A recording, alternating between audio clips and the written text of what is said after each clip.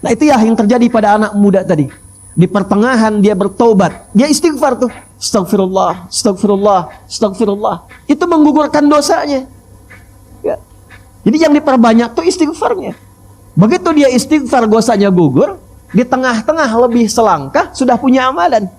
Maka ketika dihitung, amalannya sudah muncul, dosanya gugur, faqad waqa'a ajruhu 'ala Allah. Ditetapkan oleh Allah punya pahala, masuklah ke dalam surga.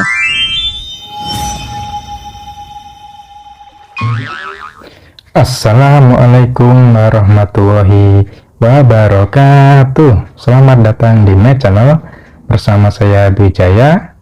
Dan kali ini saya akan reaction video ceramah dari Bapak Ustadz Adi Hidayat. Yuk langsung saja kita simak kajian berikut ini.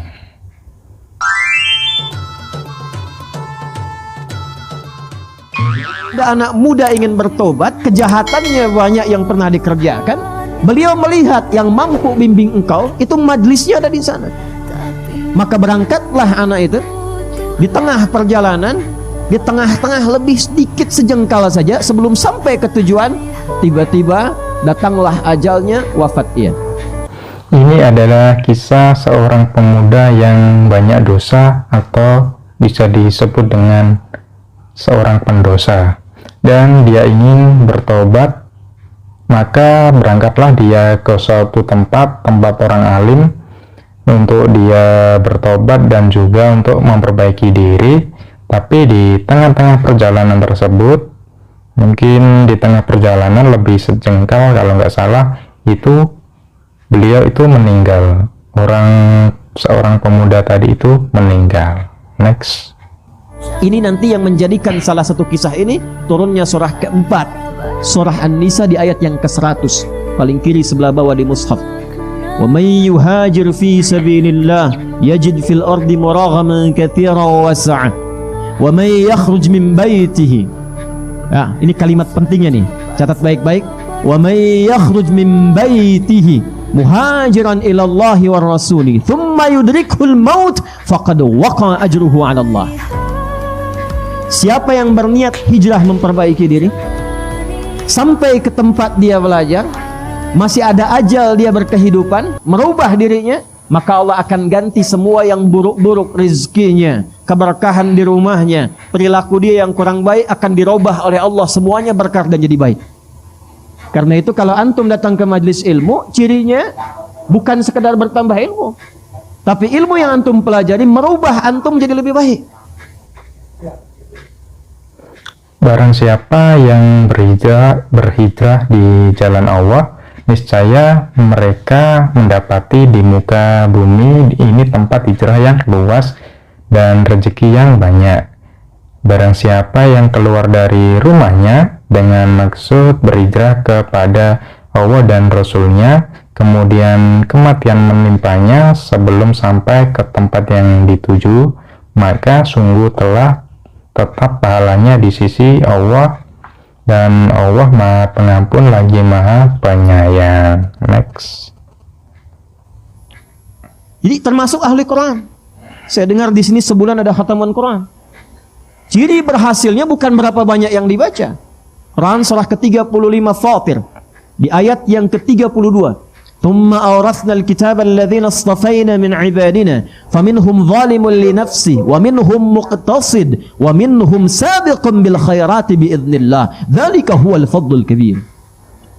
Orang yang berhasil menjadi ahli Quran, kata Al-Quran, adalah orang-orang yang menjadikan Quran yang dia baca, dia hafalkan, mampu merubah dia menjadi lebih baik. Jadi kalau antum belajar, masih ada kehidupan, ilmu yang kita pelajari menambah wawasan, mendekatkan diri kita dengan Allah. Imannya naik, ilmunya bertambah, perilakunya berubah. Itu yang akan diangkat derajatnya oleh Allah Subhanahu wa taala.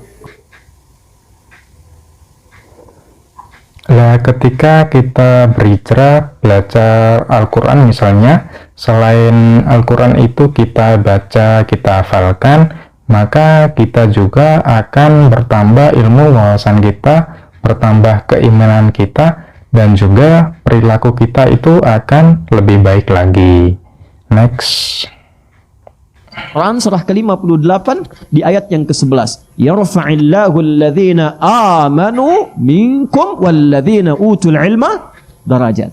Tapi kalau antum berangkat, niat ingin taubat, niat ingin berubah, niat ingin hijrah, bahkan belum sampai ke majlis, belum sampai ke Masjid Fatimah Muhammad, baru di tengah-tengah perjalanan niat ingin berubah, thumma yudrikhul maut, seperti pemuda tadi tiba-tiba maut datang di tempat, di keadaan yang bahkan tidak dia duga.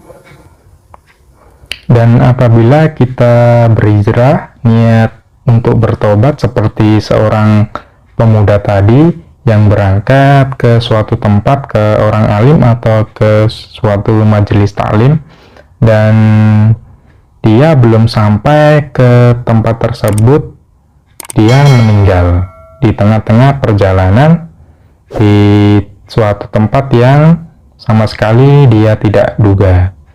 Dan selanjutnya bagaimana, kita simak next. Ya, 5 hak prerogatif Allah. Quran surah ke-31 ayat 34. Innallaha 'indahu 'ilmus sa'ah wa yunazzilul ghaits wa ya'lamu ma fil arham wa ma tadri nafsum bi ayyi ardin tamut. Ya, awas tuh. Wa ma tadri nafsum madza taksibu ghada wa ma tadri nafsum bi ayyi ardin tamut. Tentang kiamat terjadinya kapan, detiknya, harinya, menitnya, jamnya. Pengaturan tentang cuaca, tak ada kepastian cuaca, yang ada perakiraan cuaca. Apa yang akan diatur di alam rahim, tentang lahirnya, qadanya, qadarnya, jenis kelaminnya dan sebagainya, apa yang terjadi kemudian dan kapan dan di mana, serta kita akan kembali pada Allah Subhanahu wa taala. Wafat di pertengahan, kata Allah, saya terima niatnya, diterima niatnya, digugurkan dosanya, diterima taubatnya, dan langsung langkahnya menjadi pahala awal baginya. Nah, ketika dia meninggal dengan niat taubat tadi untuk berhijrah, maka di setiap langkahnya tadi itu akan menggugurkan dosa-dosanya dan akan mendapatkan pahala di setiap langkahnya tadi. Next. Kebayang nggak? Dosanya gugur semua tuh dengan niat taubatnya. Lalu dia melangkah, langkahnya itu dihitung sebagai pahala awal. Jadi dosanya gugur, amalan dia ada, cuma langkah aja. Nah itu ya yang terjadi pada anak muda tadi. Di pertengahan dia bertaubat, dia istighfar tuh, astagfirullah, astagfirullah, astagfirullah. Itu menggugurkan dosanya. Ya. Jadi yang diperbanyak tuh istighfarnya. Begitu dia istighfar, dosanya gugur. Di tengah-tengah lebih selangkah sudah punya amalan. Maka ketika dihitung, amalannya sudah muncul, dosanya gugur, faqad waqa'a ajruhu 'ala Allah. Ditetapkan oleh Allah punya pahala, masuklah ke dalam surga. Dan sehingga pemuda tadi itu diampuni dosa-dosanya dan mendapatkan pahala di awal langkahnya, di tengah-tengah tadi itu kan lebih satu jengkal, jadi itu dihitung pahala untuk pemuda tadi, sehingga masuklah pemuda tadi di surganya Allah Subhanahu wa taala karena dia bertobat, ingin berhijrah. Terlepas dari itu semua, kita akan satukan semua pembahasan itu dalam apa yang telah kita dapatkan tadi, sumber utamanya, supaya tak keluar dari Quran dan Sunnah dan antum tidak bisa mendebat. Kita ambil Quran, hadis, Quran, hadis, Quran, hadis. Ya, mendebat Quran berarti mendebat Allah, kufur. Mendebat hadis, mendebat Rasulullah sallallahu alaihi wasallam, bermasalah. Kisah pemuda tadi itu ada di dalam hadis dan juga di dalam Al-Quran, dan dikisahkan dari Rasulullah Muhammad SAW melalui hadis Bukhari Muslim dari Abu Sa'id Al-Khudri tentang pemuda yang membunuh 99 orang ditambah 1 orang rohib dari kalangan Bani Israel. Mungkin bisa disebut dengan seorang pendeta. Jadi genap pemuda tersebut membunuh 100 orang. Dan kisah tersebut juga merujuk kepada Al-Quran surat An-Nisa ayat 100. Dan terima kasih telah mendengarkan kajian dari Ustadz Adi Hidayat. Dan di kisah ini, mari kita berhijrah, memperbaiki diri, memperbanyak istighfar supaya diampuni dosa-dosa kita, digugurkan dosa-dosa kita, dan supaya perilaku kita itu bertambah lebih baik dan bertambah keimanan kita, supaya nantinya kita bisa kembali ke surganya Allah Subhanahu wa taala. Amin. Dan sampai di sini dulu reaction ceramah kita kali ini. Semoga channel ini bermanfaat untuk Anda. Jangan lupa subscribe, like. Apabila ada kritik dan saran, bisa ditulis di kolom komentar. Dan jangan lupa share. Dan saya akhiri. Wassalamualaikum warahmatullahi wabarakatuh.